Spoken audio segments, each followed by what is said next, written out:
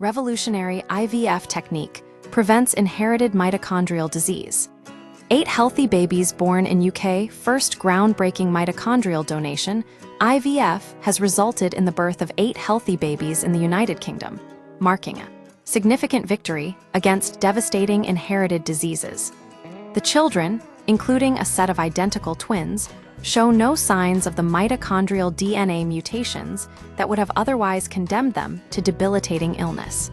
This breakthrough, pioneered by a team at Newcastle University, demonstrates the effectiveness of a refined technique called pronuclear transfer in preventing the transmission of these incurable genetic defects.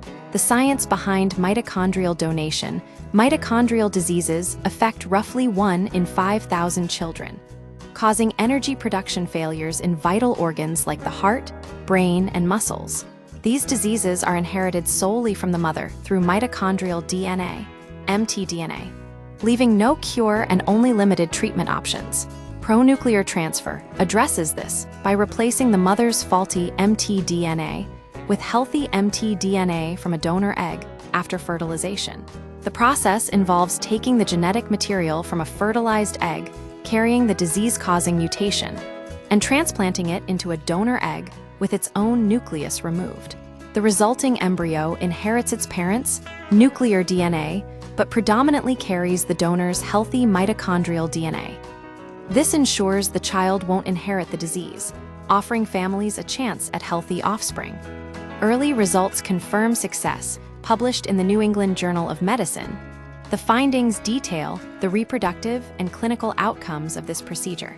All 8 babies are thriving, reaching developmental milestones without detectable levels of disease-causing mtDNA or with levels so low they pose no clinical risk. While trace amounts of maternal mtDNA were present in some cases, ranging up to 16% in blood samples, the team emphasizes that these levels remain well below the 80% threshold required for disease manifestation.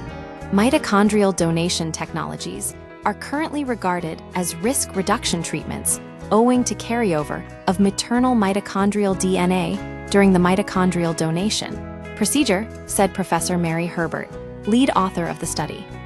Our ongoing research seeks to bridge the gap between risk reduction and prevention of mitochondrial DNA disease by addressing this problem.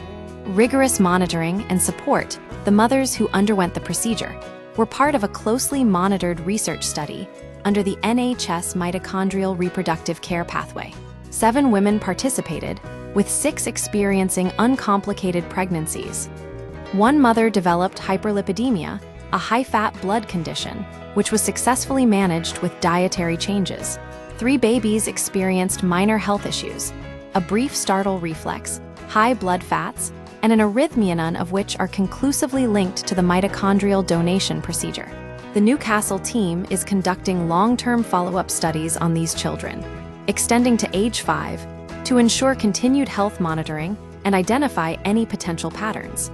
A new era for families at risk. The UK legalized mitochondrial donation in 2015, becoming the first country worldwide to regulate the procedure. The Newcastle Fertility Centre received the first clinical license in 2017. This decision followed extensive ethical and scientific debate and has since paved the way for similar legislation in Australia. The Lilly Foundation, a leading charity for mitochondrial disease research, hailed the results as a turning point for families at risk. After years of waiting, we now know that 8 babies have been born using this technique, all showing no signs of mito, said Liz Curtis, founder and CEO. For many affected families, it's the first real hope of breaking the cycle of this inherited condition. These findings represent a monumental leap in reproductive medicine, offering a permanent solution for families burdened by the fear of passing on debilitating mitochondrial diseases.